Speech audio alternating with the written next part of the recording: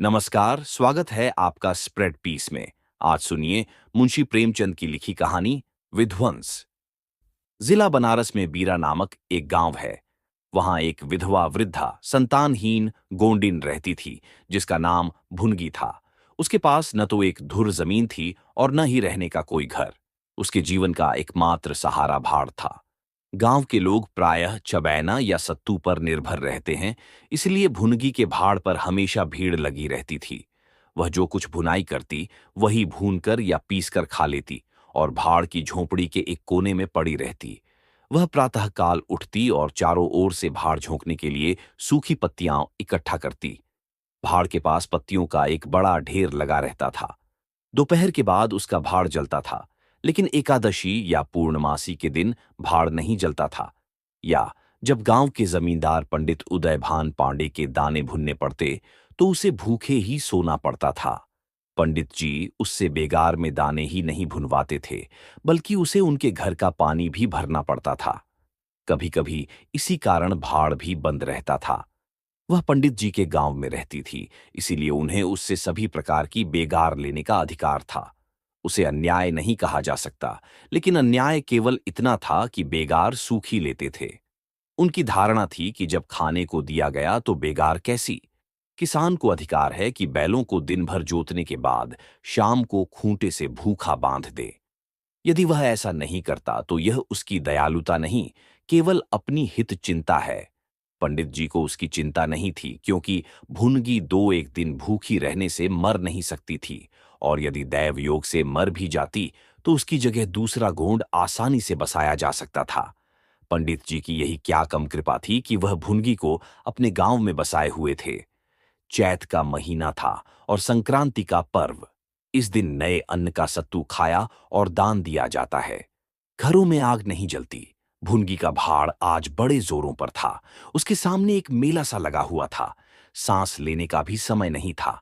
ग्राहकों की जल्दबाजी पर वह कभी कभी झुंझलाती थी। तभी जमींदार साहब के यहां से दो बड़े टोकरे अनाज से भरे हुए आ पहुंचे और आदेश हुआ कि उन्हें तुरंत भून दे। भुनगी दोनों टोकरे देखकर सहम गई। अभी दोपहर थी, लेकिन सूर्यास्त से पहले इतना अनाज भुनना असंभव था। थोड़ी देर और मिल जाती तो एक अठवारे के खाने भर का अनाज हाथ आता। देव ने इतना भी न देखा, यमदूतों को भेज दिया। अब रात तक भाड़ में जलना पड़ेगा। एक नैराश्य भाव से उसने दोनों टोकरे ले लिए। चपरासी ने डांट कर कहा, देर न लगाओ, नहीं तो तुम जानोगी। भुनगी ने उत्तर दिया, यहीं बैठे रहो, जब भुन जाए तो ले जाना। किसी दूसरे के दाने छूना तो हाथ काट लेना। चपरासी बोला, बैठने की हमें छुट्टी नहीं है, लेकिन तीसरे पहर तक दाना भुन जाए। चपरासी यह कहकर चला गया और भुनगी अनाज भूनने लगी। लेकिन मन भर अनाज भूनना आसान नहीं था। बीच बीच में भाड़ भी झोंकना पड़ता था। इस कारण तीसरे पहर हो गया और आधा काम भी नहीं हुआ। उसे भय हुआ कि जमींदार के आदमी आते होंगे। आते ही गालियां देंगे और मारेंगे। उसने और तेजी से हाथ चलाना शुरू किया। रास्ते की ओर ताकते हुए बालू नाद में छोड़ती जा रही थी। इस स्थिति में बालू ठंडी हो गई और सेवड़े निकलने लगे। उसे समझ में नहीं आ रहा था क्या करे। न भूनते बनता था, न छोड़ते बनता था। सोचने लगी, कैसी विपत्ति है। पंडित जी कौन मेरी रोटियां चला देते हैं, कौन मेरे आंसू पोंछ देते हैं। अपना रक्त जलाती हूं तब कहीं दाना मिलता है, लेकिन जब देखो खोपड़ी पर सवार रहते हैं, इसलिए कि उनकी 4 अंगुल धरती से मेरा निस्तार हो रहा है। क्या इतनी सी जमीन का इतना मोल है। ऐसे कितने ही टुकड़े गांव में बेकार पड़े हैं, कितनी बकरियां उजाड़ पड़ी हैं। वहां तो केसर नहीं उपजती, फिर मुझ पर क्यों यह 8 पहर धौंस रहती है। अगर कोई बात हुई और यह धमकी मिली कि भाड़ खोद कर फेंक दूंगा, उजाड़ दूंगा, तो मेरे सिर पर भी कोई होता तो क्या बौछारें सहनी पड़ती।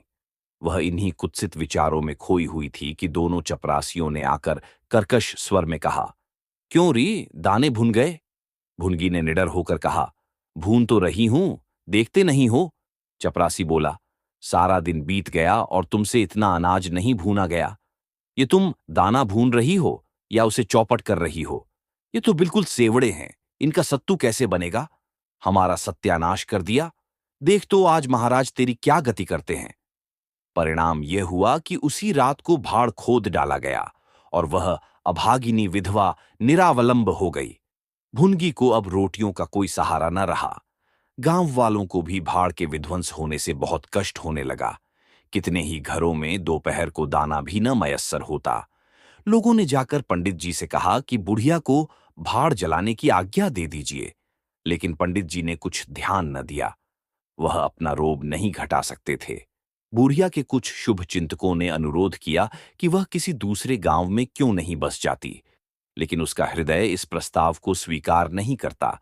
उसने अपने अधीन के 50 वर्ष इसी गांव में बिताए थे। यहाँ के एक एक पेड़ पत्ते से उसे प्रेम हो गया था। जीवन के सुख दुख इसी गांव में भोगे थे। अब अंतिम समय में वह इसे कैसे त्याग दे, यह कल्पना ही उसे संकटमय जान पड़ती थी। दूसरे गांव के सुख के बदले यहाँ का दुख भी प्यारा था। इस प्रकार एक पूरा महीना गुजर गया। प्रातः काल था। पंडित उदयभान अपने 2-3 चपरासियों के साथ लगान वसूल करने जा रहे थे। उन्हें कारिंदों पर विश्वास नहीं था। नजराने, डांड बांध और रसूम में वह किसी अन्य व्यक्ति को शामिल नहीं करते थे। जब उन्होंने बुढ़िया के भाड़ की ओर देखा तो बदन में आग सी लग गई। उसका पुनरुद्धार हो रहा था। बुढ़िया बड़े वेग से उस पर मिट्टी के लोंदे रख रही थीं। संभवतः उसने कुछ रात पहले ही काम में हाथ लगा दिया था और सूर्योदय से पहले ही उसे समाप्त कर देना चाहती थी। उसे लेश मात्र भी शंका नहीं थी कि वह जमींदार के खिलाफ कुछ कर रही है। क्रोध इतना चिरजीवी हो सकता है, इसका समाधान भी उसके मन में नहीं था।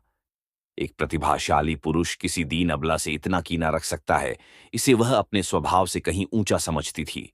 लेकिन हाय हतभागिनी, तूने धूप में ही बाल सफेद किए। सहसा उदयभान ने गरज कर कहा। किसके हुक्म से? भुनगी ने हकबका कर देखा तो सामने जमींदार महोदय खड़े थे। उदयभान ने फिर पूछा, किसके हुक्म से बना रही है? भुनगी डरते हुए बोली, सब लोग कहने लगे बना लो तो बना रही हूं। उदयभान ने कहा, मैं अभी इसे फिर खुदवा डालूंगा। यह कहकर उन्होंने भाड़ में एक ठोकर मारी। गीली मिट्टी सब कुछ लिए दी बैठ गई।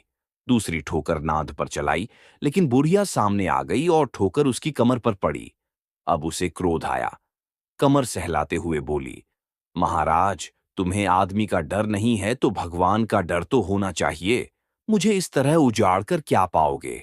क्या इस 4 अंगुल धरती में सोना निकल आएगा? मैं तुम्हारे ही भले की कहती हूं, दीन की हाय मत लो। मेरा रोआंव दुखी मत करो। उदयभान ने कहा, अब तो यहां फिर भाड़ नहीं बनाएगी। भुनगी ने पूछा, अगर भाड़ न बनाऊंगी तो खाऊंगी क्या? उदयभान ने उत्तर दिया, तेरे पेट का हमने ठेका नहीं लिया है। भुनगी बोली, टहल तो तुम्हारी करती हूं, खाने कहां जाऊं? उदयभान ने कहा, गांव में रहोगी तो टहल करनी पड़ेगी। भुनगी ने कहा, टहल तभी करूंगी जब भाड़ बनाऊंगी, गांव में रहने के नाते टहल नहीं कर सकती। उदयभान ने कहा, तो छोड़कर निकल जा। भुनगी बोली, क्यों छोड़कर निकल जाऊं? 12 साल खेत जोतने से असामी काश्तकार हो जाता है। मैं तो इस झोंपड़े में बूढ़ी हो गई। मेरे सास ससुर और उनके बाप दादे इसी झोंपड़े में रहे। अब इसे यमराज को छोड़कर और कोई मुझसे नहीं ले सकता। उदयभान ने कहा, अच्छा, तो अब कानून भी बघारने लगी। हाथ पैर पड़ती तो मैं तुझे रहने भी देता, लेकिन अब तुझे निकाल कर ही दम लूंगा। चपरासियों से, अभी जाओ और उसके पत्तियों के ढेर में आग लगा दो, देखें कैसे भाड़ बनता है। एक क्षण में हाहाकार मच गया। ज्वाला शिखर आकाश से बातें करने लगा। उसकी लपटें किसी उन्मत्त की भांति इधर उधर दौड़ने लगीं। पूरे गांव के लोग उस अग्नि पर्वत के चारों ओर जमा हो गए। भुनगी अपने भाड़ के पास उदासीन भाव में खड़ी यह लंका दहन देखती रही। अचानक वह वेग से आकर उसी अग्निकुंड में कूद पड़ी। लोग चारों तरफ से दौड़े, लेकिन किसी की हिम्मत नहीं पड़ी कि आग के मुंह में जाए। क्षण मात्र में उसका सूखा हुआ शरीर अग्नि में समाहित हो गया। उसी समय पवन भी वेग से चलने लगा। ऊर्ध्वगामी लपटें पूर्व दिशा की ओर दौड़ने लगीं। पहाड़ के समीप किसानों की कई झोंपड़ियां थीं, जो उन्मत्त ज्वालाओं का ग्रास बन गईं। इस प्रकार प्रोत्साहित होकर लपटें और आगे बढ़ीं। सामने पंडित उदयभान की बखार थी, उस पर झपट्टीं। अब गांव में हलचल मच गई। आग बुझाने की तैयारियां होने लगीं, लेकिन पानी के छींटों ने आग पर तेल का काम किया। ज्वालाएं और भड़क गईं और पंडित जी के विशाल भवन को दबोच बैठीं। देखते ही देखते वह भवन उस नौका की भांति जो उन्मत्त तरंगों के बीच में झकोरे खा रही हो, अग्निसागर में विलीन हो गया। और वह क्रंदन ध्वनि जो उसके भस्मावशेष में प्रस्फुटित होने लगी, भुनगी के शोकमय विलाप से भी अधिक करुणाकारी थी। मुंशी प्रेमचंद की कहानी विध्वंस से हमें कई महत्वपूर्ण शिक्षा मिलती है। सबसे पहले, यह कहानी सामाजिक असमानता और वर्ग संघर्ष को उजागर करती है, जहां एक विधवा और गरीब महिला की दयनीय स्थिति को दर्शाया गया है। इससे हमें यह समझ में आता है कि समाज में कमजोर वर्ग के लोगों को किस तरह से शोषण का सामना करना पड़ता है। कहानी में दिखाया गया जमींदार का क्रूर व्यवहार हमें यह सिखाता है कि शक्ति और धन का दुरुपयोग कैसे होता है और यह किस प्रकार निर्दोष लोगों के जीवन को तबाह कर सकता है। भुनगी का साहस और उसकी असीम धैर्य हमें यह प्रेरणा देता है कि कठिनाइयों का सामना कैसे किया जाए, भले ही हालात कितने भी खराब क्यों न हों। उसकी अंतिम बलिदान की स्थिति हमें यह सोचने पर मजबूर करती है कि व्यक्ति की आत्मा और उसकी स्वतंत्रता कितनी महत्वपूर्ण होती है। कहानी यह भी दिखाती है कि जब एक व्यक्ति का हृदय संवेदनाहीन हो जाता है, तो समाज का संपूर्ण तंत्र प्रभावित होता है। अंततः विध्वंस हमें यह सिखाती है कि मानवता और सहानुभूति के बिना समाज में अराजकता और विध्वंस की स्थितियां उत्पन्न होती हैं। यह कहानी हमें उन सामाजिक मुद्दों पर विचार करने के लिए प्रेरित करती है जो आज भी प्रासंगिक हैं। आप सुन रहे थे मुंशी प्रेमचंद की लिखी कहानी विध्वंस।